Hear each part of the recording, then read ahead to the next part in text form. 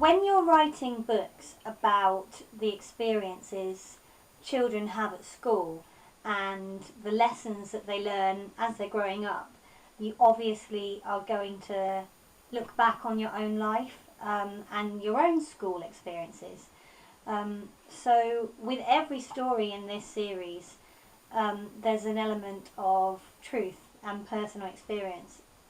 Pretty much every story is based on an experience I've had personally or a lesson I've learned in my life, not necessarily at school, because I don't think we stop learning when we leave school. I think we're always learning throughout our lives.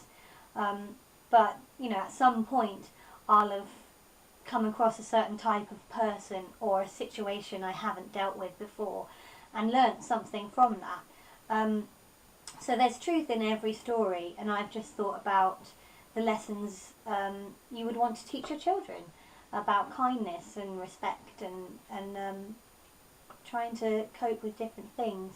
So there's truth in every story. It's all basically personal experience and lessons that I've learnt that I'm trying to pass on.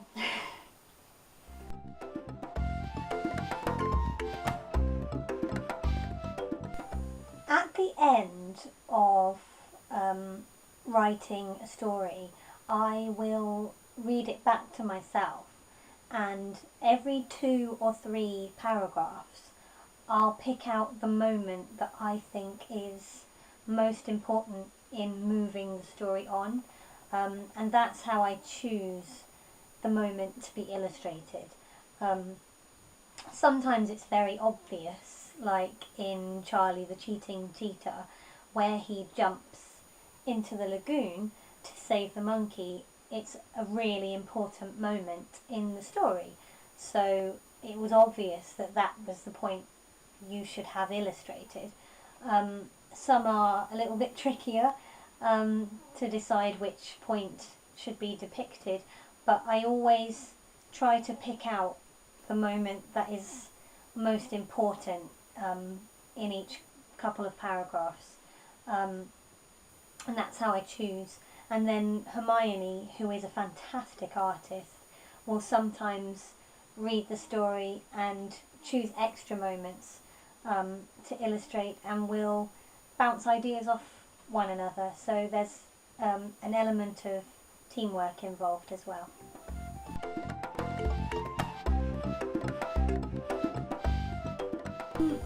I always liked writing stories for children because you could be a bit silly and you're a bit more free. You can write about anything when you're writing for children. But then when I started working in childcare, I started to realise that you can use stories to prompt discussion and to teach something, which I hadn't really thought about up until that point. But you can, it's much easier to write a story and then say to young children, what did that character learn? What was that story about? Than it is to just sit them on the carpet and talk at them and expect them to learn. It just makes it more entertaining. It brings the lesson that you're trying to get across down to their level where they can understand it and find it entertaining in the process. And that really inspired me, working with children and seeing how stories can be used to teach something and to inspire them. And that made me think, yeah, I want to take this further and write something that has a message that I can get across, not just to this class that I'm working with, but to children everywhere. And yeah, that was my biggest inspiration.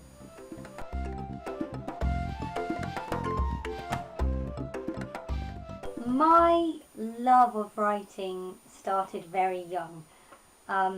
I was a child who loved stories, loved reading, and I was at a school called Sawtry Junior School, and I'd read so many different books. I was only 7, but I loved reading so much. I'd read so many different books, one day one of my teachers took me to the school library and showed me this and said, have you read this one? This is a good book.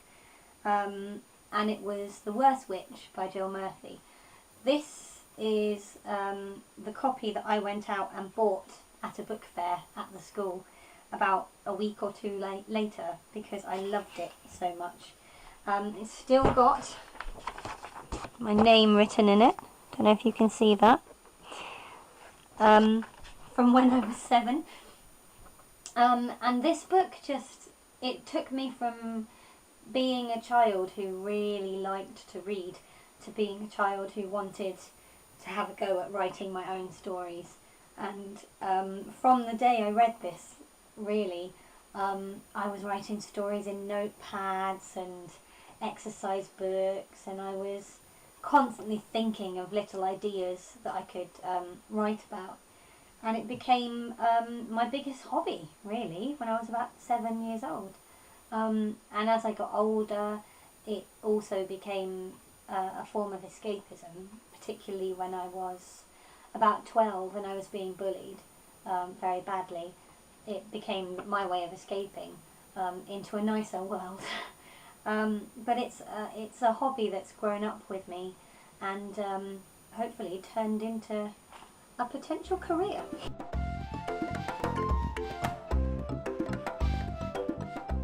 I don't know. That's my honest answer. I hope so. I think it would be a really nice way of boxing it all up at the end, to have them all together in a complete set.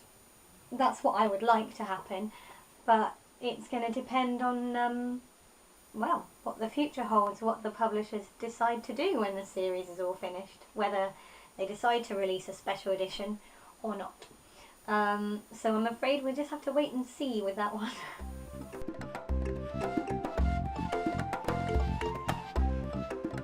Bertie is a frog with simple tastes. He likes good old-fashioned grubs. See what I did there? I think he's a fly pie kind of guy. Or maybe Bertie enjoys a bug baguette.